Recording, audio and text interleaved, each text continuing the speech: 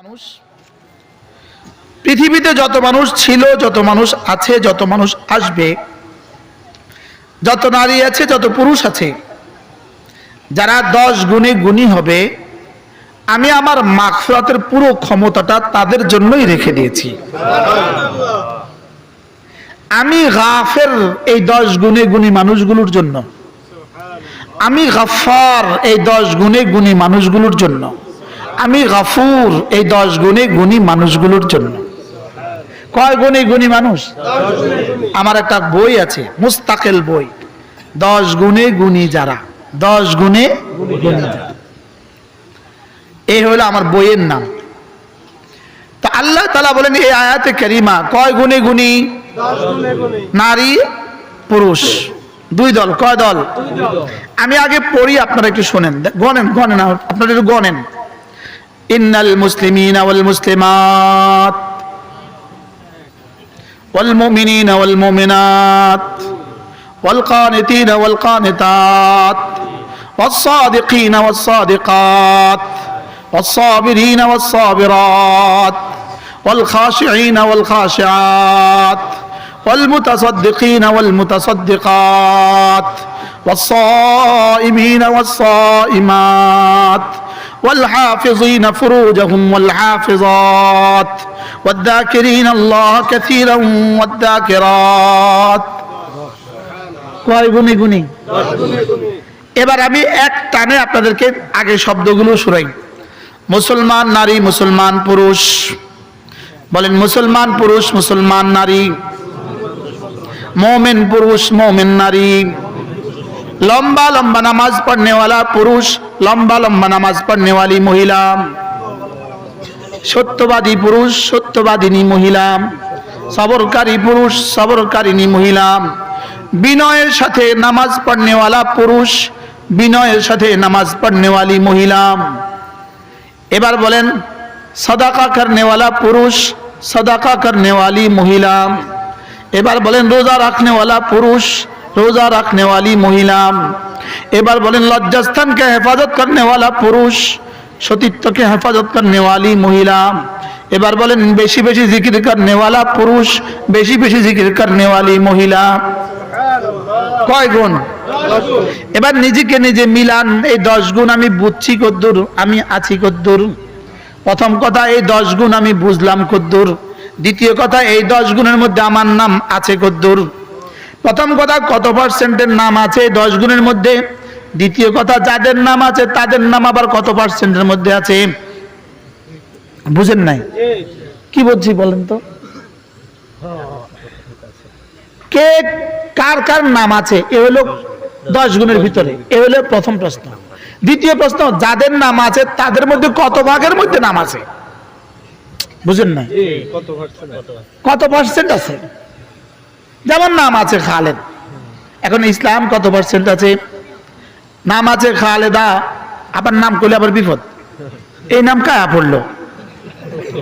অন্য এক নাম বলেন, সরি, রাশেদা ও সুমাইয়া, সুমাইয়া চাচি। যেমন ধরেন সুমাইয়ার নাম তো আছে, লেকিন এখন এর মধ্যে কত পার্সেন্ট আছে? কি ভাই? তাহলে আমরা কয় গুণ আলোচনা করব ইনশাআল্লাহ। 1 নাম্বার মুসলমান পুরুষ, মুসলমান মহিলা। বলেন প্রশ্ন 2 নাম্বার মুমিন পুরুষ, মুমিন মহিলা। মজার বিষয় হলো আগে ইসলাম বলেছেন, পরে ঈমান বলেছেন, অথচ বলা উচিত ছিল আগে ঈমান পরে ইসলাম। লেকিন রব বলেছেন কি? আগে ইসলাম পরে ঈমান। এটা কেন বললেন? এটা এজন্য বললেন, ঈমান আর ইসলামের মধ্যে একটুখানি পার্থক্য আছে। ঈমান হলো ভিতরেরটা, ইসলাম হলো বাইরেরটা। বাইরেরটা দেখা যায়, এজন্য এটা আগে। সুবহানাল্লাহ। বাইরেরটা কি দেখা যায়, এজন্য এটা রব আগে বলেছেন। দেখতে দেখো কিনা মুসলমান। 2 নাম্বার, আসলে দেখো কিনা মুমিন। তাহলে ইসলাম আর ঈমানের মধ্যে পার্থক্য হলো শিকড় আর গাছের মধ্যে যে পার্থক্য। শিকড় আর গাছের মধ্যে যে পার্থক্য, শিকড়টা হলো ঈমান, গাছটা হলো ইসলাম। সুবহানাল্লাহ বলেন। বলেন শিকড়টা হলো কি? ঈমান। আর গাছটা হলো কি? ইসলাম। আর নামাজ রোজা হজ যাকাত হলো শাখা। সুবহানাল্লাহ বলে। আর 24 ঘন্টার জিন্দেগি কোনো না কোনো ভালো কাজ করা, সুবহানাল্লাহ পড়া, আলহামদুলিল্লাহ বের হওয়া, আল্লাহু আকবার বের হওয়া, এগুলো হলো ওই শাখার ফল। ওই শাখার কি ফল? এবার দুনিয়াতে হায়াত তয়্যিবা, আখিরাতে জান্নাত, এটা হলো ফলাফল। এটা কি? তাহলে গাছের কয়টা জিনিস লাগে? 5টা। গাছের মধ্যে, লেবু গাছের মধ্যে 5টা জিনিস আছে। লেবু গাছের মধ্যে কয়টা আছে? এই যেমন এখানে একটা গাছ আছে, এই একটা গাছ, ওই একটা গাছ, ওই গাছের মধ্যে কিন্তু 5টা আছে, এটার মধ্যে কিছু নাই, এই জন্য এটা হলো গাছের ছবি। এটা গাছ না গাছের ছবি? এটা কি? এটা গাছের ছবি না গাছ? এটা গাছের ছবি। গাছের ছবির কিন্তু শিকড়ও নাই, গাছের ছবির কিন্তু শাখা প্রশাখাও নাই, গাছের ছবির কিন্তু ফলও নাই, গাছের ছবির ফুলের কিন্তু ঘ্রাণও নাই। এটা গাছ না গাছের ছবি? এটা গাছের ছবি। এই জন্য গাছের ছবির কিন্তু কিছু থাকে না। এই জন্য আমরা মুসলমান না মুসলমানের ছবি। মুসলমান। একজন সাহাবী হযরত আব্দুল্লাহ ইবনে সালাম রাদিয়াল্লাহু তাআলা, আব্দুল্লাহ ইবনে সালাম, ইনি নাসারা খ্রিস্টান ধর্ম থেকে মুসলমান হয়েছেন, ইহুদি ধর্ম থেকে মুসলমান হয়েছেন। ইনি যেদিন মুসলমান হয়েছেন, আল্লাহর নবী সেদিন ঘোষণা দিয়ে দিয়েছেন, সালাসাতুন লাহুম আজরান, 3 দল মানুষের জন্য ডবল সওয়াবের ব্যবস্থা। তার মধ্যে একজন আব্দুল্লাহ, তোমার মতো মানুষগুলো, রাজুলুন আমানা বিনাবিহি সুম্মা আমানা বি, যে তার নবীর উপরও ঈমান এনেছে, আমার উপরও ঈমান এনেছে, তার জন্য ডবল পুরস্কার। কিন্তু এই আব্দুল্লাহ ইবনে সালাম একটা কাজ করেন না, উটের গোশত খান না। বলেন কি বলছে? ইনি একটা কাজ করেন না। কি খান না? উটের গোশত খাওয়া ফরজ। বলেন না। ফরজ, ওয়াজিব, সুন্নতে মুআক্কাদা, মুস্তাহাব, নফল, কিছুই না, জায়েজ। কি? ইহুদি ধর্মের উপরে উটের গোশত খাওয়া ছিল হারাম। হযরত আব্দুল্লাহ দীর্ঘদিন ধরে উটের গোশত না খেতে না খেতে, উটের গোশত খাওয়া এখন কি লাগে? ছক লাগে, ঘৃণা লাগে। ঘৃণা বোধের কারণে খেতে পারেন না। সাহাবা ইকরাম বা আপোষে আপোষে পরস্পর জিজ্ঞেস করে, কি হইলো?